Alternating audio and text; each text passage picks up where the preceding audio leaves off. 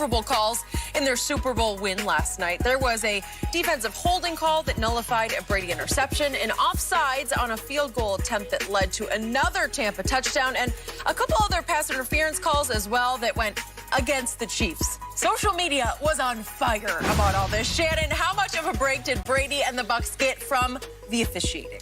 Skip, I thought it changed some of the way the game was going. But, Skip, I still believe the Bucs was winning this game. I believe the Bucs were the better team last night. And if they play another 10 times with the same lineup, the Bucs are going to beat them another 10 times. They just can't protect Patrick Mahomes. Skip, I mean, you got 8 penalties for, 95 yards in the first half, and the penalties led to a bunch of touchdowns. You get Chris Jones hitting the guy in the face right there in front of the official, 15 yards. Now, that did lead to a goal line stand, but you get lined up for a field goal. You got 3. Mecole Hardman lines up offsides. They take the 3 off the board. They get a touchdown. It was a ticky-tack. You get a long PI right before the half, spot foul, and then Honey Badger gets a PI call in the end zone, put the ball at the 1-yard line. That's a touchdown. Great whip route by Antonio Brown. Brady does a great job of throwing the ball, keeping it low so it doesn't get popped up or intercepted. Yep. The Karen gets batted up into the air. Really, of all the calls, I didn't think the Mike Evans call in the end zone, Skip, I don't think he could have called that. The ball hit the back wall, so unless he stretch Armstrong, I don't think he's catching that. I thought the one on Ward with a little ticky-tack, the one Honey Badger ended up picking off. But, Skip, they were doing it. It just, for me, considering how they let them play in the NFC Championship game, and then the way they called it was totally different. I don't know if they call a game like this in the regular season. They called this really close, and normally in a game like this, I remember playing in the Super Bowl my first 2 times with Mike. Mike, like, they're going to let you play. So don't expect to get the calls that we would normally get. Don't expect that. Brian Billick, when I was in Baltimore, said the exact same thing. They're going to let you play. I don't think they let them play as much as I would have liked to have seen. But Kansas City was committing the fouls that were called against them. You can't line up offsides. It's as simple as that. The mistakes that you make, you just can't make those mistakes in a game of this magnitude. Playing a team as hot as that with a quarterback like that. So, for me, Skip, it was not luck that these penalties were called. Luck goes to the prepared. What's happened when preparation meets opportunity. Tampa, I want to say this again so everybody out there can understand. Tampa was the better team last night. That's why they won. Okay, that is very big of you to acknowledge that publicly. I appreciate that. The point of this discussion is that there was no late game-changing call. There was no Saints-Ram uncalled penalty that vaulted the Rams into that Super Bowl a couple of years back. Or the Green Bay call on 3rd down and short and gave Tampa the 1st down. Okay. None of that happened. All the calls happened in the first half, but late in the first half. And I'm going to try to be incredibly objective about this because the Brady haters have some points here if we go through them. But the first one was the tipped interception that came on a 3rd and 4 play at the Kansas City 32. This was with 7:55 to go in the second quarter. And tipped, and Honey Badger gets it. And he was crushed because he wanted to pick off Tom Brady, obviously, and it got nullified. Okay, so there's I don't know if I'd have called it. Charvarius Ward. There's the tipped interception. Okay, they were clutching and grabbing all night long, and I thought they did let them get away with some of that.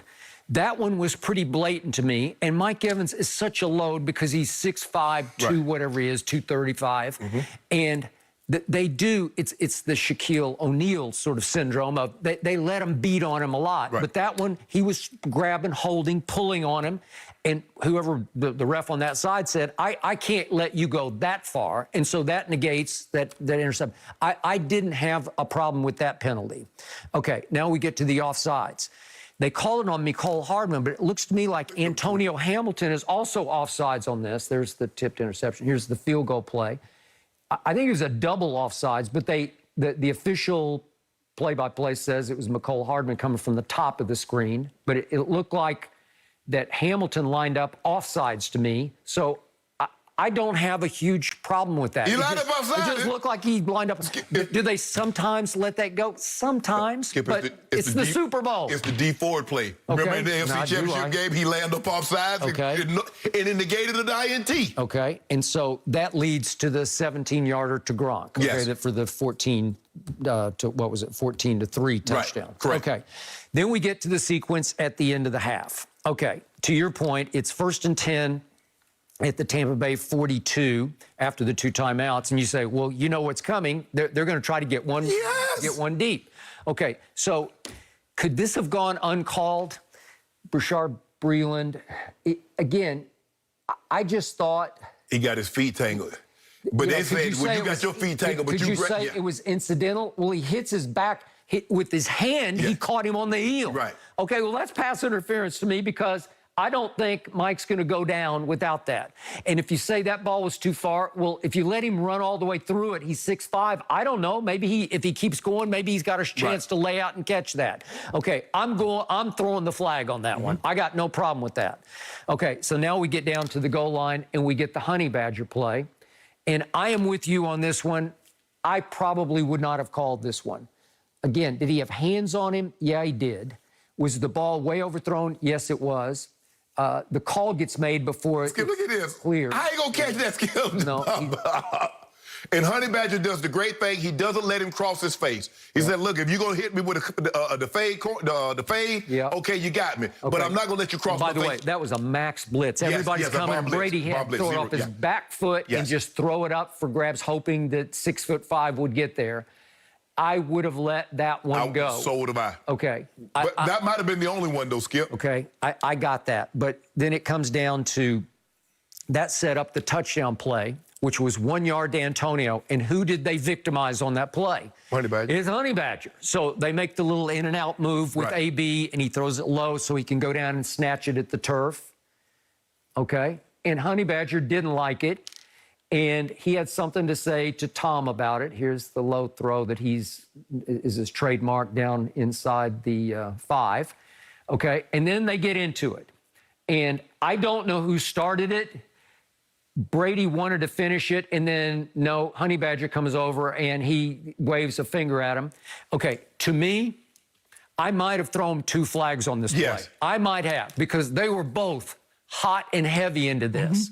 Okay, so then, you know, it escalates into what we're about to talk about after that. But the point is, I thought that was a two-way foul. Right, because once Honey Badger leaves, you can't allow another guy to go chase him down and get his last say in. Because it's normally the last guy that does something, Skip, that gets caught. Okay, so it's always who swings back. Right. The second guy gets caught. But I'm not sure who swung first. Right. They're mouthing at each other. That's okay. But then it escalates to the point Tom goes to him, then he comes back and wags his finger. Right. The only blatant, the finger wag came from Ty to Tom, right? Okay, so that got called, and I thought it was unfair Brady didn't get one too. Right. He deserved it. I totally agree. Now, Honey Badger did tweet, is since deleted. We'll talk about that. But Skip, look, I've always said this about the Chiefs, and it was concerning because you repeat negative behavior. You do. And a lot of times you repeat it in the most inopportune of times. A game of this magnitude. See, Skip, when you did a personal foul penalty and you up 30-10. Yeah. Man, we winning. But what happens when you're in a close ball game or you're down by 7, you're down by 10, and you do these dumb things and you keep drives alive? Mike Shannon, man, look here. Mike Shannon used to tell a lot. He say, dumb players get you beat. Dumb fouls get you beat. They do. You do dumb things, it gets us beat. So for once, I want you to think about this. Instead of you getting him back, let's get him back on the scoreboard, and then you have your say at the end of the game. Why did Andy Reid get let go in Philadelphia? What was his reputation? That he was a little soft. Yes. That he was so much a player's coach. He loved his players so much that they weren't in great condition and that they weren't mentally disciplined to avoid these kinds of penalties. Yes. So Jeffrey Lurie finally said, I got to go in a new direction, and that was to Chip Kelly, who's supposed to come in and crack down, right? Okay, well, we know he had his moments for a while. But the point is, Andy got another shot in Kansas City, and I'm sure he changed some things, but I think in the end, he is who That's who he is. That's who he is. He has offensive genius about him, and they do a lot of things offensively that are revolutionary. But again, he often had a reputation, except for the great Jim Johnson, the defensive coordinator, that he has no focus on the other side of the ball. Right. Well, he needed Spags, and he needed the late great Jim Johnson to be his coordinators. Skip, the way I look at it is that when your team gets a lot of penalties, one or two things is happening. Either you're coaching it or you're condoning it. Yep, that's right. Now, which is it? That's all I need to know. Which is that what you coach? Is that what you condone? Because there's no possible way you can continuously get these type penalties in these situations. It cost you a chance to go to the Super Bowl 2 years ago. It did. And here it is. You get in the big game and you repeat. It's who Andy Reid is. Well, yeah, you got to change it. Take the good and the bad. Well, the good is good when it's really good. It's really good. But what happens when things are not going so good? Agreed.